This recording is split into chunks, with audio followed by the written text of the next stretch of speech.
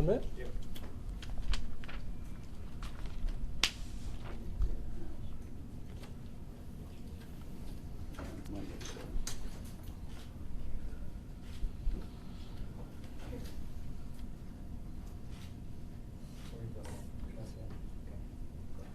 Sure.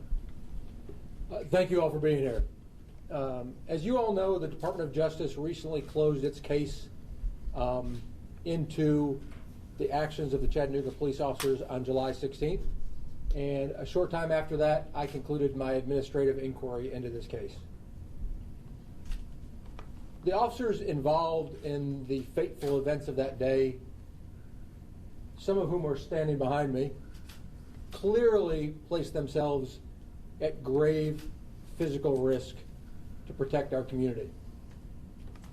Today is an important part of the journey they started on July 16th, on that tragic morning here in Chattanooga. They have chosen to be here to continue along that journey. They're very specific about the means in which they want to tell their story, and we're glad to be here to tell a part of it. I appreciate very much y'all's respect and y'all's compassion about how difficult that is for them and how important it is to respect their rights, their needs, and their own personal safety. Note two things. The men standing behind me and beside me are absolutely heroes in every sense of that word. They're heroes because they chose to place themselves, their bodies, their future selves at risk to protect people who are endangered by criminals and terrorists who wanted to harm our community. But know something else equally as much. As true as they are heroes, they also hate hearing that word applied to them. They hate hearing that word because they know that they were a half a dozen of literally hundreds of first responders from a variety of agencies and across the Chattanooga Police Department who did and who would do exactly what they did that day. They know that every day, officers at our department, in our community, and across the country face similar risks when they go to a dark door in the middle of the night or to a car on the side of the road. I know on at least several other occasions this year, people have tried to kill my police officers with gunfire. This happens every day. So know this. They are heroes. They are my heroes. That's the last thing they like to hear themselves called. They are going to be available to talk to a reporter after this. In the meantime, they have asked that Sean O'Brien, standing to my left, who is a senior police officer, a master patrol officer at the Chattanooga Police Department, to say some words on their behalf and for all of them. So with no further ado, Sean. Thank you, Chief. It's with a profound sense of regret and sadness that we stand before you today. For us, July 16th will always be about Gunnery Sergeant Thomas Sullivan, Staff Sergeant David Wyatt, Sergeant Carson Holmquist, Lance Corporal Squire Wells, and Petty Officer Randall Smith. It will be about their courage that day and their service to the United States of America. We can now, sadly, publicly extend our deepest sympathies to their loved ones, their families, their friends, and their co-workers.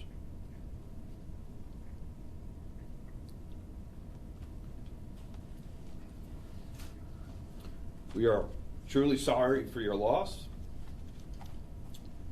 and you'll be in our thoughts and prayers always. We also want to acknowledge our fellow officers of the Chattanooga Police Department who should all be standing before you today.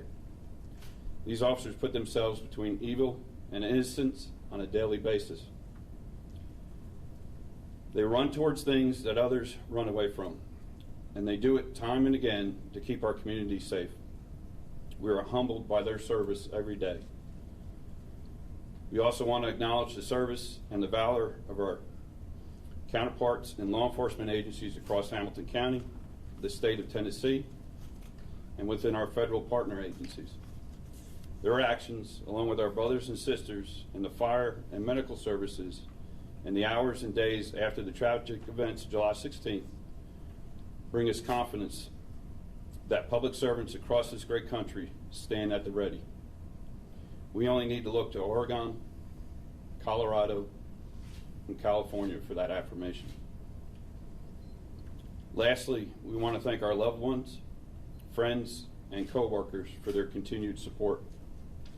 It is with their sustenance that we humbly suit up every day and serve the city of Chattanooga. Thank you. Obviously, this is very difficult for all of us. Again, I just want to repeat my appreciation to you all for respecting these officers' needs and privacy as much as possible. The reality is, they're here largely because this information is public, but it's also an important part of their process of moving forward. So we are going to retire here without questions, and they're going to speak to a single reporter.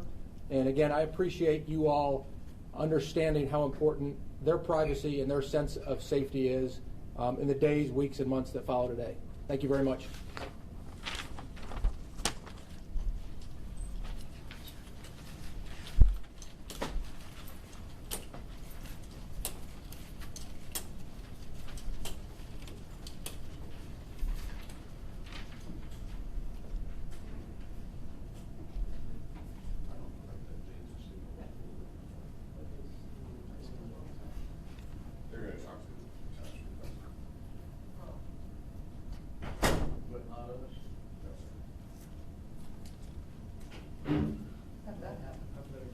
So the officers made a very deliberate decision. They did not want to do any on-camera interviews, and they wanted to speak with one outlet, and that choice was made by them and them solely. So we Can we asked you interview guys. the reporter when she's done with them so we can? She's behind me. So. Oh. Huh? Um, How do we so- know what they say if you can't tell us what you asked them? That's the whole point of them having the exclusive. I mean, with. Yeah. You read the paper Yeah, tomorrow. I read the paper tomorrow. So the chief and Officer O'Brien are going to come back and answer questions for you guys directly on camera, but the other 4 officers are not going to be joining in on that. Okay. So that should give you guys availability for sound. I got it. Huh? Officer O'Brien will come back here. That is true. Okay. That is true. Yes. Everybody's good. As you can see from him talking a little bit, it's not an easy thing to talk about. So they really were not interested in doing anything on camera directly.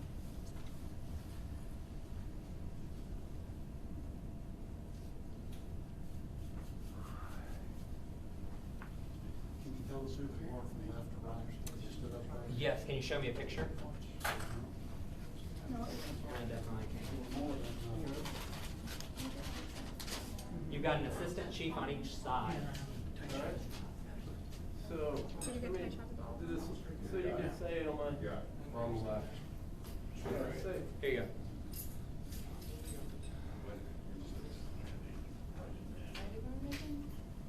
Huh.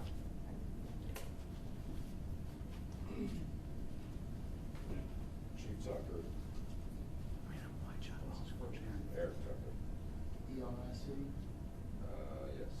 chief, what'd you say is? Chief. Assistant chief. Deputy or assistant? Assistant chief. Did your live start working? Grover Wilson. Yeah, what happened is like Nashville, Atlanta, all of them were tapping into our live so they could all stream it too, and so we were confused on whatever. It was fine. Okay, good. Officer. I saw it pop up on the screen, that's why I was like, okay, we're gonna go ahead and go. Yeah. DEIGO. Yes, correct. Does everybody have the names that he's going over? Of course, the 2 people on the end, that African-American male was Assistant Chief Tracy Arnold. Oh, was he on this side? Caucasian male was Assistant Chief Eric Tucker. Both traditional spellings. Tracy with a Y. Are they the only 5 that fired their weapons? That is correct. Who was the assistant chief on this side? Caucasian or African American? African American Tracy Arnold with a Y.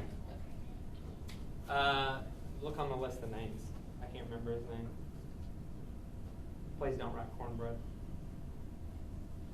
So after Pettigo is gonna be Tracy Arnold? I thought it was on the. No, right, he's on the far end. Jeff Lancaster. Officer Jeff Lancaster. That's the one they call cornbread? That is correct. L-A-N? Is it at Lan or Lang? Lan. Lancaster. All community officers. Yes, all officers. Then officer. And yes, all 5 did discharge their firearm, and they are the only 5 who discharged their firearm. They were, if not one, that group, but the first people to actually be on the scene. Are they the only 5 that fired their weapons? Yes.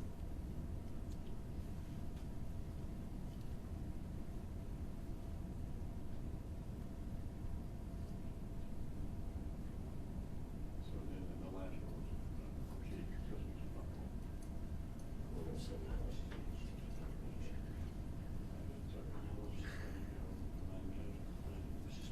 There's one more. And of course O'Brien was on that podium. Sean O'Brien. B-R-I-E-N. Correct. S-E-A-N? Correct. See that? Yeah. Master Patrol Officer.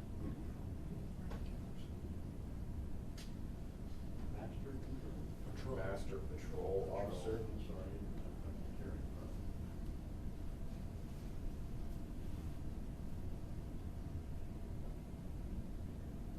See a picture? Hold on one second.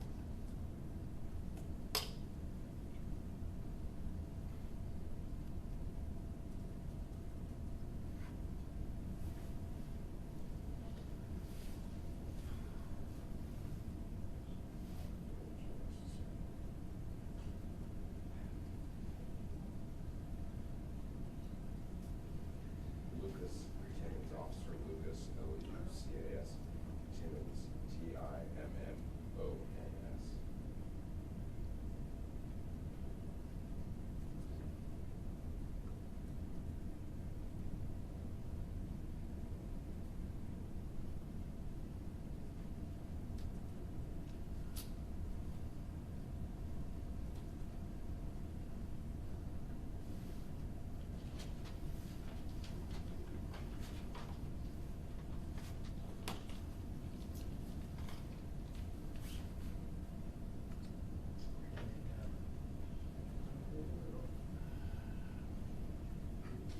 As to when they're gonna come back? Your guess is good.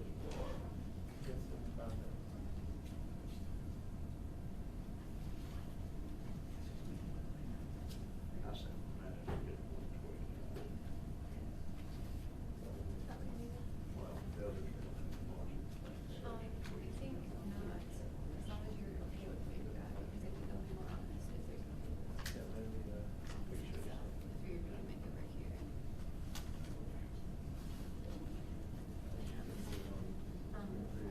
I'll ask again.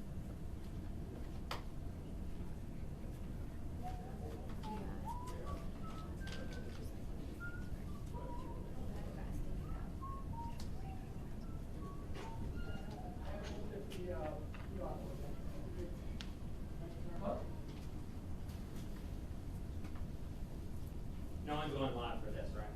Yeah, we are. You are? Okay. Are you still up? Yeah, we're still Oh, yeah. on. I don't- So, maybe 2 questions each. Is that cool for everybody? Does that give you enough? I Tell mean, me. we'll, You don't play nice. yeah. Tell me. Everybody gets 2, we've got shit covered. That should cover it if everybody, and we'll start down, do you just want to guys, we'll start with you and then let you guys cover up where she may have left off? Okay. Sound good? Do you guys want to do this at the podium or you want to do straight up here? I think that's good. Podium? With the mics. Okay. Is everyone ready? Yep. Okay. Who's starting? Me? Yep. Oh. Chief Fletcher, are you at all concerned about the safety of these 5 officers now that their names have been released to the public? Absolutely. I'm concerned for all of my officers every day. We live in a society that's gotten way too violent. from both criminals and terrorists, and these officers place themselves between that violence, that evil, every single day. That was why I made the comments to you earlier that I appreciate y'all's respect to their needs. The reality is their names and their faces are public images, and you all would have access to that regardless. But we have no reason to believe that the criminals involved in this incident pose a direct threat to them, but we are working with our partners, state, local, and federal, to review that every single day. There is nothing as important as the safety of officers like Sean O'Brien and his partners across the city. Have you done anything specific as far as security around these officers' homes to amp up security around their homes to make sure they're safe while they are not on the job? Yes. You don't really expect me to tell you what it is, do you? No, we meet with them and their chains of command and my executive and my command staff regularly to make sure that whatever they need, just like the rest of our community, they receive. If somebody is at risk, we are committed to doing everything we can to keep them safe, especially the officers who put themselves between violence and the community every day. And we've worked with them since this happened and afterwards, and we do that in every critical incident. We have police officers out there dealing with very, very violent people, terrorism or otherwise, on a daily basis. And that is one of the sacrifices police officers make, both to their risk, their physical risk, but also to their emotional and the well-being risk of their entire family. And we remain committed, and we're creating new processes and procedures to make sure we support officers both physically and emotionally in the aftermath of these type of incidents. Can you elaborate on the autopsy results of Abdulaziz? I cannot. How many times were, how many rounds were fired, and how many times was he shot? Enough to end the threat. Okay. I'm not trying to be coy. Yeah. That's part of the ongoing investigation being conducted by the DOJ and the FBI. What's important to know is that officers of the Chattanooga Police Department faced that threat and used the force necessary to make sure that that criminal terrorist did not harm anybody else. They used the reasonable amount of force to make sure that that threat did not endanger anybody else's life. I know you mentioned that this is something you've seen before in the department, where officers putting their lives at risk and having to fire their weapon. Have you noticed with these officers in particular who fired their gun on July 16th, have you noticed a change in their, responding, how they're recovering from it? I know it's a very emotional time still today. Have you noticed anything in these officers since then? That's a very good question, and I very much appreciate you caring about their well-being. You cannot go through something like this as a police officer, as a community member, as somebody who supports either one of them without changing. Our commitment is to make sure that the people that we ask to face harm and violence and evil receive all the support that they need in every way possible to return to their family as the same healthy, whole person they were when they came to work for us. And we have expended every single energy we can to make sure they get that. What I can tell you is a few weeks ago, we had a call at the very same location of shots fired, and many of those same officers, including Officer O'Brien and I, rushed back out to the scene, and this tragic and critical incident did not in any way dampen our officers' enthusiasm for protecting you, our community, and our families from harm in every form.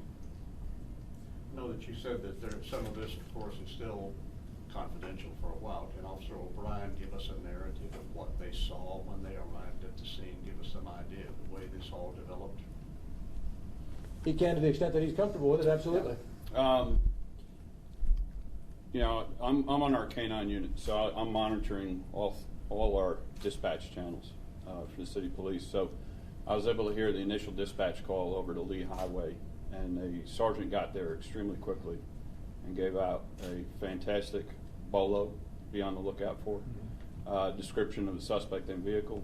I happened to be sitting right here in the back lot in my car doing a report when that bolo came out, so I pulled out of the service center and started heading toward 153 because that was our last known location. He was heading north on 153. By the time I got to the Coca-Cola plant, I encountered the suspect. He was coming toward downtown at a high rate of speed. And we had a brief, if you will, I'll call it a pursuit, but I swung around on him. He swung around because he had passed up his turn into the River Park. He then got in on the River Park Road, gunned it. He was driving a Mustang and crashed through the gate. And at that point, I mean, it was pretty clear what his intent was. So at that point, the training kicked in from there. I notified dispatch what we had. And within just a moment or two, we had officers there. We proceeded toward the gunfire and mitigated the threat. What was he doing the first time you saw him after he got out of the car? He rapidly exited the car after he crashed the gate, and because of my point of view, he was out of my sight almost instantaneously because there's trees and stuff in the way, and he had begun firing into the building.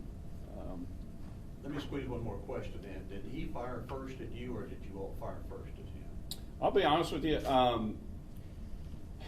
never having been in combat before, and God bless our soldiers across this country, they'd be better able to answer something like that. The gunfire started right away. There was times when it was coming at us and when it was going away from us, but when he fired at us, exactly, I don't know. Can I get it? Okay, as long as it's Let's on a roll. let Chloe get a couple Yeah. of questions in if she's got some. How long have you been with the Chattanooga Police Department, and what made you want to go into this line of work? I've been with Chattanooga for 8.5 years of 15 years of law enforcement service. And what was the other half? What made you want to go into this line of work, knowing you kind of put yourself, in this danger? That's a fair question. When you're a rookie, you always say, well, to protect and serve. The reality is, the way I look at it, I have family that lives here in Chattanooga. And I'm not going to rely on somebody else to provide protection to my family and my friends if I'm not willing to do it myself. And it's about public service. And I can tell you, very few people embody that more than Officer O'Brien does. He's being humble. He was a state police officer in another state before this, and he has made the choice twice to serve his community in 2 different communities. And not we the Chattanooga Police Department, we the community are lucky to have his service and the service of many others like him. Before we get away, that narrative again that you were on telling us earlier, after the shooting between the officers and Abdulaziz, where was he when he went down? He was in the motor pool yard, closest to the fence line, nearest the back of the building, is where he finally went down. So he's probably within maybe 10 yards of officers at that point. You Pretty mentioned close. Pretty close, I'm sorry. Yeah. you mentioned this was the first scenario with you in combat. Was this the first time you discharged your weapon? No. Was still today, I know everyone gets emotional with it.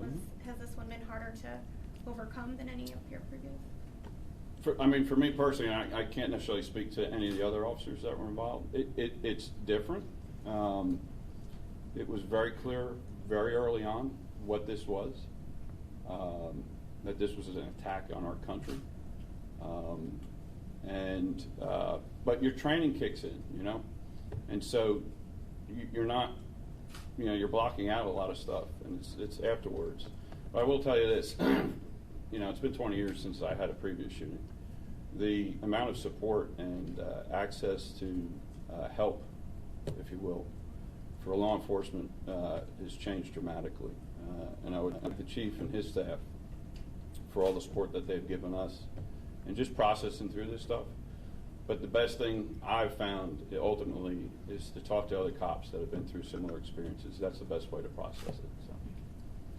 Stephanie, regarding. Yeah, Chief, at one point you said it was still an ongoing investigation. Can you elaborate about what makes it still ongoing and what still has to be done? That would be a question better referred to our partners at the FBI and the DOJ, but there are a number of leads that are still being pursued to make sure that this community, these officers, and other communities are safe. It's a symbol of the really robust partnership that we share with our federal partners, that they are not going to leave any stone unturned until we are absolutely certain that there are no other threats to this community or ones like us. Have you been given a date on perhaps when it might be wrapped up? Yes, perhaps never. And I don't mean that flippantly. I talk to our partners routinely, both here, Knoxville, and nationally, and they are not going to let this go until they make sure that everybody and every lead and every potential risk is chased down. And the more you chase down leads, the more they pop up. So you should be proud of the investigative response you've received from your law enforcement partnership in this case. Mr. Roy, one other thing, I'm sorry. Officer Pettigo was hit. Someone went in and pulled Officer Pettigo out of the scene. Can you tell us about that? There was two of us that helped get Officer Pettigo to cover, and then from there were several other officers that helped to get him out to an ambulance on Nicola Highway, and a lot of this occurred under fire. Under fire. Yeah. I'll end with this, which is that's one of the reasons why the officers are not comfortable talking, and it's such a sacrifice for Officer O'Brien to talk on their behalf, is for every person who stood up here behind me and every one of the Officer O'Briens who's talking, there were dozens of other people who faced or were willing to face those risks. And one of the ones that Officer O'Brien is referring to is a woman who works for me, and she helped drag Officer Pettigo out, and bullets were literally zipping past hers and other officers' heads and hitting the ground while she was defenseless to pull Officer Pettigo, who's probably twice her size, out of harm's way. And officers do that every single night, every single day. And that's why it's very, very uncomfortable for these guys to come up here and take this credit. So I very much appreciate your respect and your accommodation. Was that woman a commissioned Thanks, officer? y'all. It was one of my detectives. Yes, sir. Yes, sir. Thank you. Thank you. Is it true all those other officers are just gonna only be able to speak to the Times Free Press? I'll talk to you off the record if you want. Yes, they wanted to tell their story one time. And entirely their decision on who they wanted to talk to, and they came together as a group, and they chose one person. And as much as they like Shelley and respect her, I think I would, if I were going to infer anything from it, is that they're more comfortable talking to a print reporter than having their face and image all over the video. So please don't take it personally. They want to tell their story one time. They want to tell it together as a group, and they really didn't want to have their face and their images, for the reasons I said up there, out any more than they have to.